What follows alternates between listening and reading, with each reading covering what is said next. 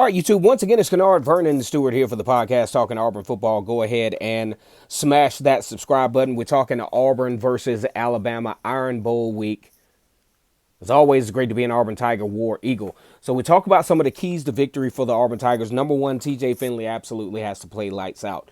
We know he's experienced but inexperienced at the same time.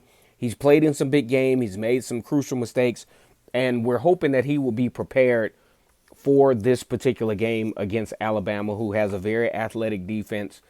They play very well. They put a lot of pressure on the quarterback when they can. They have a very good secondary. So that's going to be a huge challenge for the Tigers. Number two, they got to run the football. Bottom line, Auburn absolutely has to run the football. Tank Bigsby, Jarquez Hunter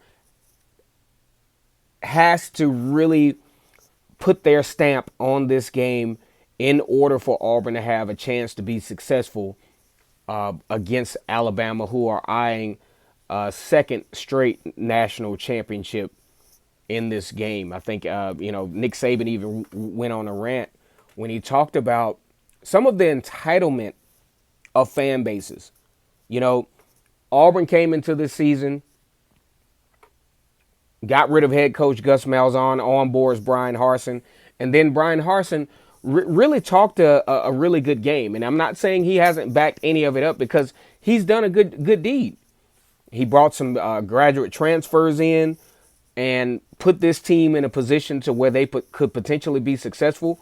You talk about 3 weeks ago, very well in the conversation to win the SEC West.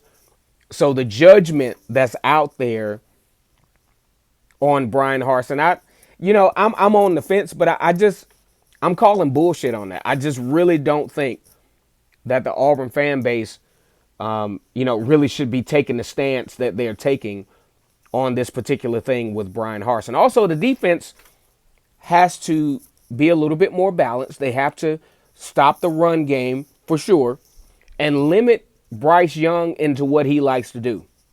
Bryce Young is actually pretty good under pressure, one of the best in the country. He throws about 70% when he's under perceived pressure.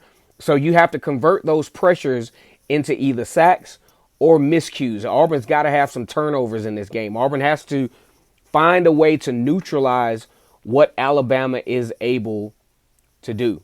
And last but not least, in order for Auburn to win this game, the coaches have to really be on a swivel as far as play calling and, more importantly, situational play calling. The fake punts, the trick plays, things of that nature. I mean, you're just not going to be successful doing that in this game. I hope you guys enjoy this game. I wanted to make this short and sweet. Really appreciate all of the support. And as always, it's great to be an Auburn Tiger. War Eagle.